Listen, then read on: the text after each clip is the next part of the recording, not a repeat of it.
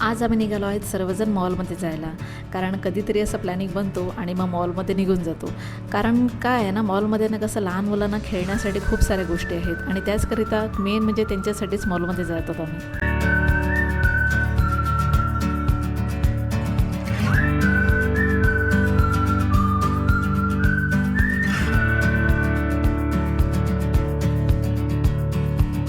मग त्यानंतर ना इथे पोचल्यानंतर ना पहिले तर फोटोशूट सर्व चालू होता, कारण लहान मुलांना ना एक जागेला टिकवणं खूप अवघड असतं आणि योहान तर एक जागेला टिकत पण नव्हता. म्हणजे की त्याला उभं करत होते ना तरी पण तो धावून धावून येत होता आणि त्याला एवढे बोलत होते, अरे फोटो काढ, तरीसुद्धा त्याची मस्ती चालू होती.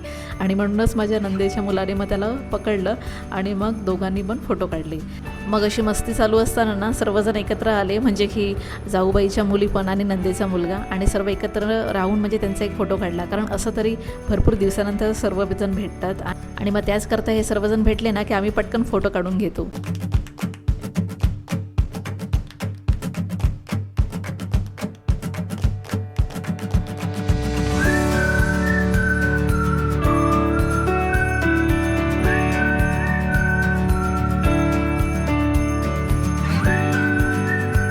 मॉलमध्ये एंट्री करताच ना आम्ही पहिले कपड्याची खरेदी करायला गेले, कारण माझ्या जाऊबाईच्या मुलींना, नंदेच्या मुलाला आणि माझ्या मुलाला पण, म्हणजे ह्या तिघांना चौघांना सर्वांनाच कपडे घ्यायचे होते आणि त्याचकरिता पहिले ते काम करून घेतलं आम्ही.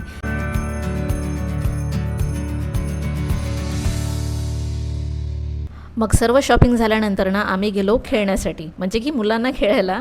तर त्या गेम झोनमध्ये गेले आणि मग तिथे सर्वांनी मजा केली.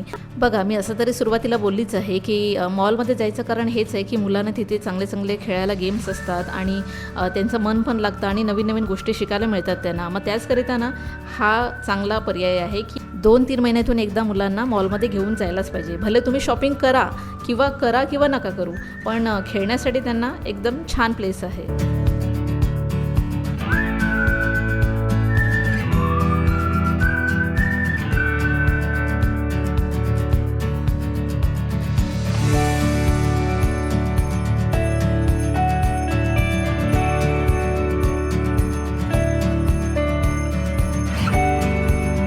योहान याआधी पण आलेला आहे मॉलमध्ये आणि हे सर्व गेम खेळलेला आहे. तर प्रत्येक वर्षी जेव्हा असं म्हणजे माझ्या जाऊबाईची मुली किंवा नंदेचा मुलगा असं जेव्हा जातात ना, त्यावेळेस ना नक्की आम्हाला फोन करतात की योहानला पण घेऊन ये, असं म्हणजे एकत्र जायला. आणि आमची फॅमिली आहेच तशी की कुठेही जाऊ दे, म्हणजे की हॉटेलमध्ये किंवा कुठेही फिरायला जायचं असलं ना तरीसुद्धा ह्या 3 फॅमिली ना कधीच अलग होत नाही आणि एकत्रच जातात. आणि ते आमचं खूप मोठं बेनिफिट आहे की बोलतात ना, एकाग्रता काय असते ही आमच्या फॅमिलीमधून आम्हाला कळतंच. कारण प्रत्येक ठिकाणी आम्ही 3 फॅमिली, म्हणजे की माझ्या जेठाची फॅमिली, माझी फॅमिली आणि माझ्या नंदेची फॅमिली, हे 3 फॅमिली आम्ही एकत्र नेहमी असतो आणि तेव्हाच आम्हाला खूप बरं वाटतं आणि खूप सारा एन्जॉयमेंट तेव्हाच होतो.